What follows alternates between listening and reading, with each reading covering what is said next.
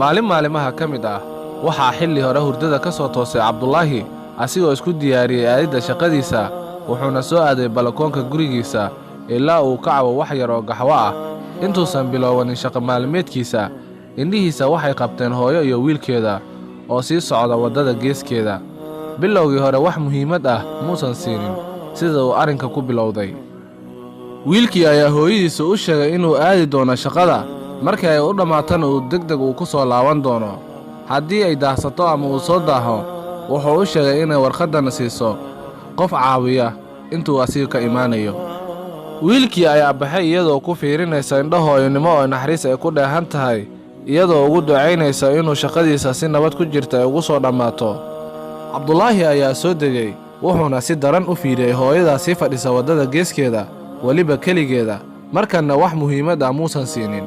saacad dheer kadib hooyadii waxaa soo wajahay oon iyo gaajo daran laakiin waxay sugaysa wiilkeeda oo ballan ka qaaday inuu u soo laaban doono iyadoo warqaddiina ka taxadiraysa waxaa saacado dheer kadib shaqada ka soo laabtay Cabdullaahi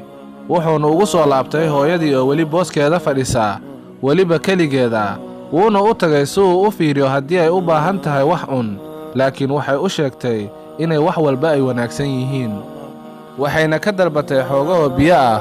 oon daran oo haaye awgi waxayna ugu sheekaysay sida wanaagsan ee wiilkeeda ay u soo barbaarisay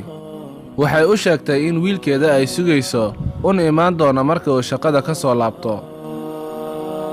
wuxuu jeclaaday Cabdullaahi inuu caawiyo wuxuuna weydiiyey haddii ay ka hayso wax telefoon ah oo lagala xiriiro waxayna u dhiibtay warqad laakiin warqadda kuma qorneen nambar telefoon waxaa ku qornaa wax gariiray qalbiga Cabdullaahi iyo qalbiga caalamka waxaa ku qornaa qofkii hela cajuustan gawowday haggeeyo meelaha dadka duqoobe la geeyo waxaa afkii juuqda gaway Cabdullaahi sidee baan u dayacnaa xaqa hooyadeena iyadoo 9 bilood iyo sigeeda ay uurkeeda inugu soo siday ina bartay sida loo socdo ina bartay sida loo hadlo miyaan awaalkeeda gudi karnaa waa maya xaqiiqdii